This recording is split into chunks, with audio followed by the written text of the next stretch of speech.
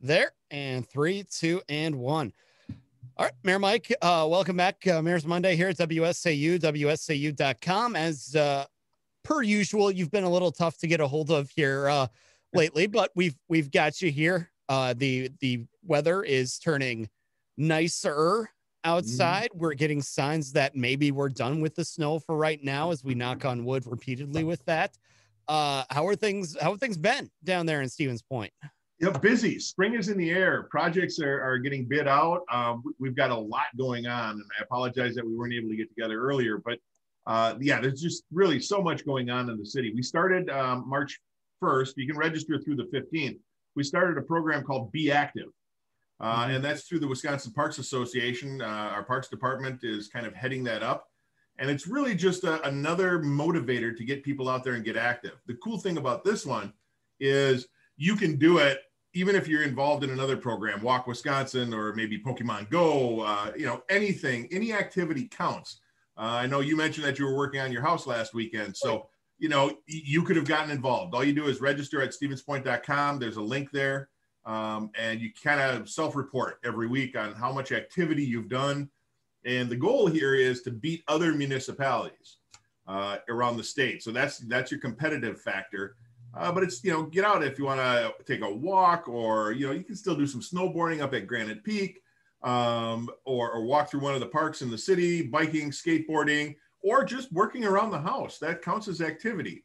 That is especially important to me because, as you know, myself and the sheriff, Mike Lucas, are in kind of this weight loss challenge, trying to lose weight ourselves, but more importantly, getting the community involved and having a little bit of fun with it. So we're doing well there. A couple of pounds every week we're losing. We jab each other. He sent me some brownie mix last week. I sent donuts over to his shop. We just have a whole lot of fun with it. Really, it's just designed to get people out there, get active. It doesn't matter what you do. The weather is perfect for it. You got a great day today. Get out there and do something.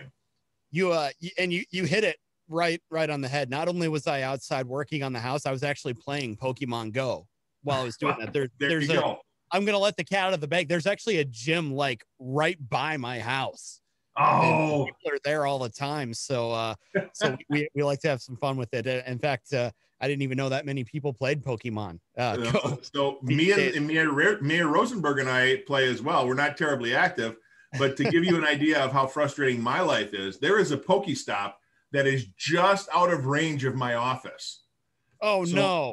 I can't get it from here. I have to walk about 50 feet that way to connect with that Pokestop. But yeah, it's, you're out hatching your eggs, walking around. Sign up for that Be Active Wisconsin. We could certainly use the help. And if you're up in Wausau doing it, you can sign up under Point. I know Wausau is not participating, so I won't tell anybody.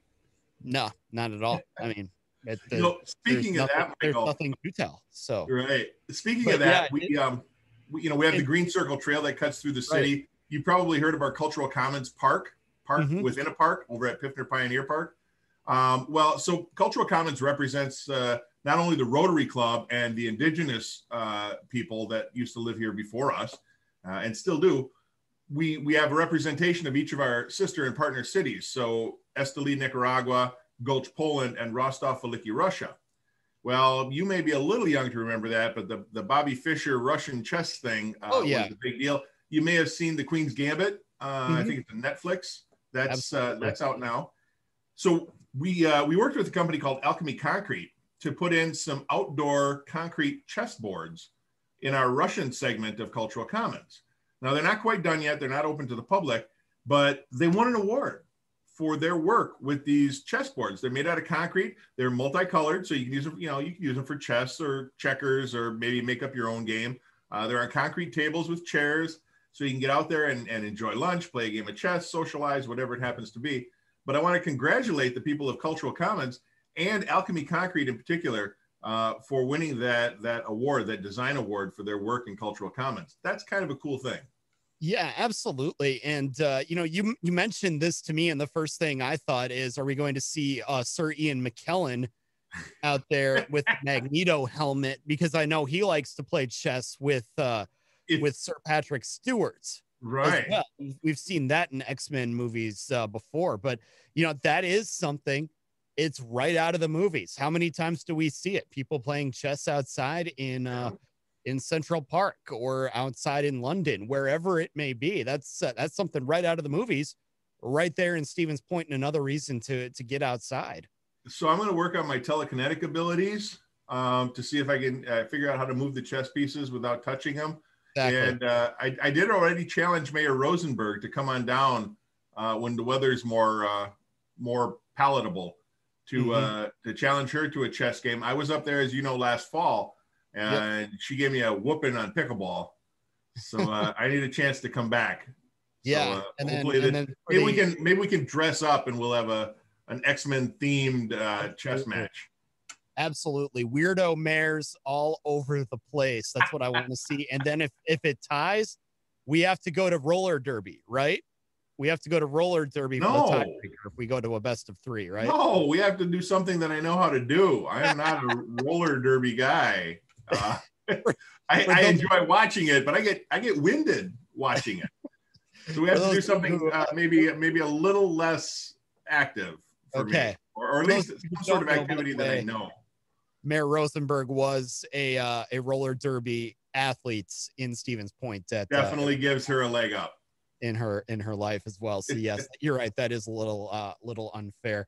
It's great. It's great to, we talk about city government and things like that, but it's also great to talk about the stuff, the fun stuff outside too, because again, all of these are things that you can take advantage of right here in your backyard. And I know a lot of people, because we're still somewhat under the COVID-19 guidelines, restrictions, whatever you want to call them. We're seeing the light at the end of the tunnel, but there are still things like these that people can do to get outside in their community, because God knows we can all use it these days.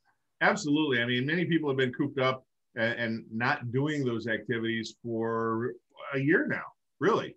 But I want people to know that it's okay to get outside, maintain that social distancing, keep those safety guidelines in the front of your head.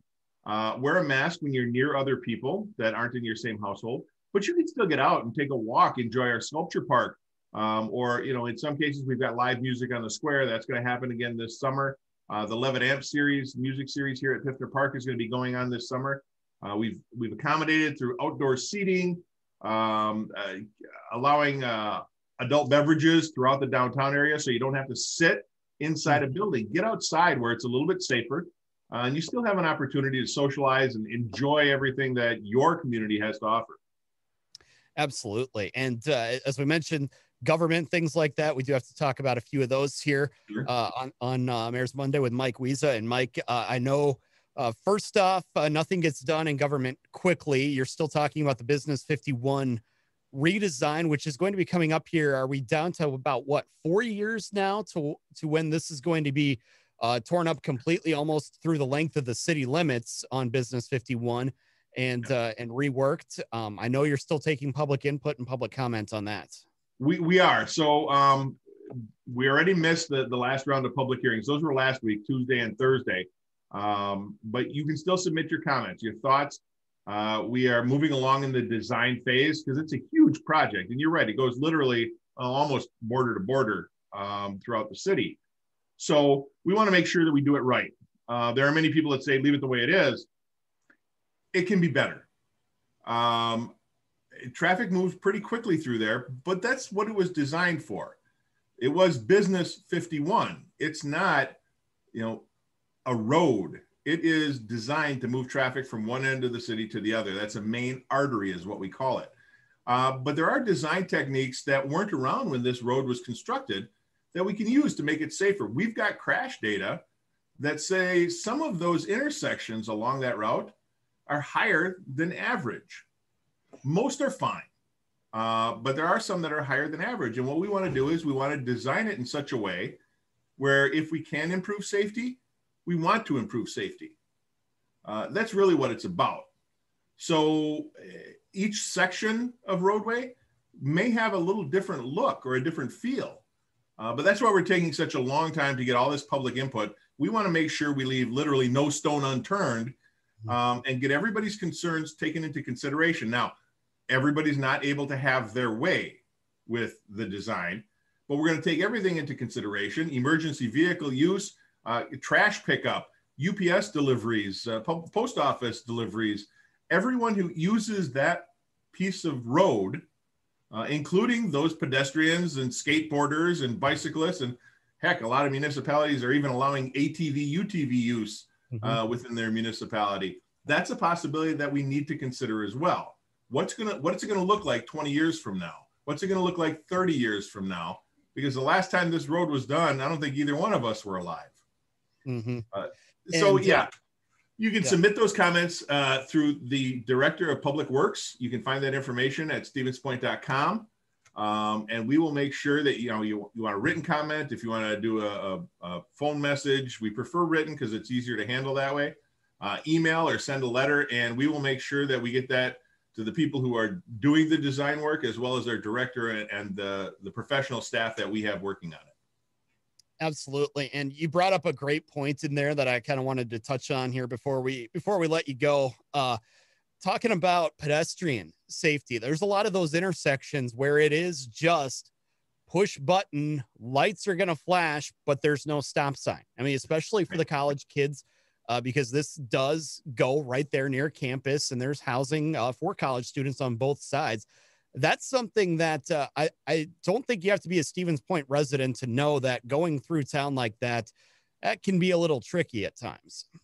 It can. And, if there's one thing that I can emphasize, and I constantly preach this, it's traffic moves very fast through there. If people would obey the existing rules that are in place, following the speed limits, stopping for pedestrians that are into or entering the crosswalk, bicycles, stop at stop signs, use your hand signal so other users know what you're doing. And if everybody follows those rules, it's going to go a long way to reducing those accidents. Now, I know the intersection you're talking about, and it's relatively safe statistically, but it doesn't feel safe. We still have people that see those flashing lights, or maybe they don't see the flashing lights and just don't stop. But we also have pedestrians who push the button and walk without looking to see if there's traffic coming. I heard a story about a semi-tractor trailer that had to lock up the brakes because someone stepped out in front of a semi.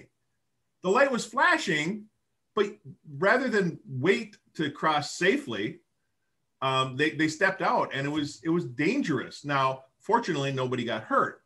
But that's really what it comes down to, is being aware of your surroundings and offering and extending courtesy to all users of the road. And I don't care if you're a bicyclist, a pedestrian, if you're on a skateboard, a semi truck, or driving your lawnmower down the road. Don't do that. But everybody needs to be courteous and respectful of every other user. And we'd get along a lot better if we did. Absolutely. And one more thing then before we let you go, I know you've been, it seems it's been an ongoing discussion in Stevens Point, and that is overnight parking on city streets. You're bringing this discussion back here. Give us an idea of what it is you're going to be looking at this time around. So I would chance it to say that Stevens Point is not alone when it comes to controversy surrounding overnight parking or parking in general.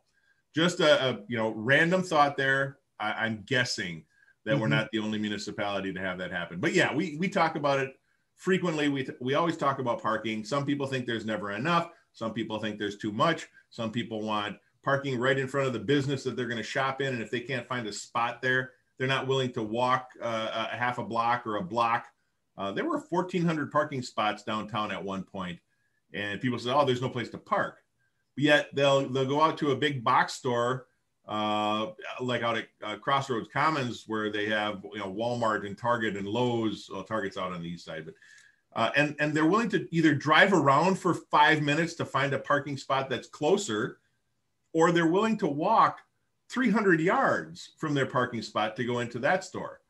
But when it comes to small downtowns, they're not willing to. Regardless, several months ago, the council charged city staff with coming together, putting our heads together, and trying to find a solution specifically to overnight parking.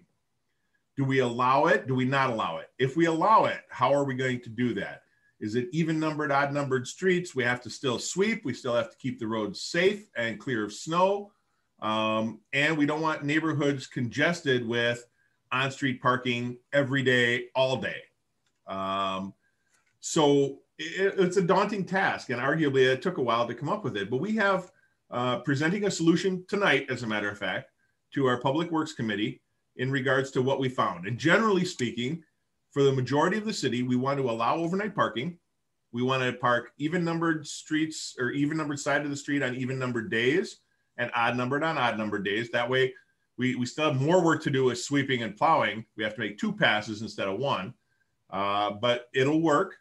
We want to offer some residents overnight parking permits because they may have guests and maybe they don't have enough room in their driveway. Right now, you can still park on the street overnight in most cases, but you have to buy a permit. It's $3 per night, which I don't think is unreasonable, but it doesn't serve everyone's needs. So we're going to see what council says, and maybe there'll be some tweaks to it. Of course, if there's a snow emergency, and hopefully we're done with those for the year, all those parking rules will go out the window, and we will prohibit parking on the streets if we need to get the roads safely cleared. But we want to make sure that we try and accommodate everybody's needs to the best of our ability, and also put in a plan that addresses everyone's concerns. We'll see how it goes tonight. Yeah, it's again, I moved here not knowing what was going on. I think the first time I heard a presentation on overnight parking in Stevens Point, after the presentation was done, my question was, how do I park on the streets overnight in Stevens Point? It seemed like it was a little complicated, a little out there, but it sounds like you're making good progress to get to a spot where it's something that as outsiders or as somebody who's maybe just visiting the community, they can grasp easily, because you do want that, as they would say today, user-friendly application. Right. And you can find that information right now at stevenspoint.com, or you can use the Stevens Point app on your mobile device. You can purchase permits for overnight parking if you want to on your mobile device. But you're right. We don't want to overcomplicate it. We can't have this set of blocks is one rule, and then this side of the street is another rule, or we want to make it as consistent and easy to understand as possible. But it's more complicated because different areas do have different concerns. Our campus core, for example, really doesn't, their streets are thinner or narrower, and they can get congested. So it makes difficult travel.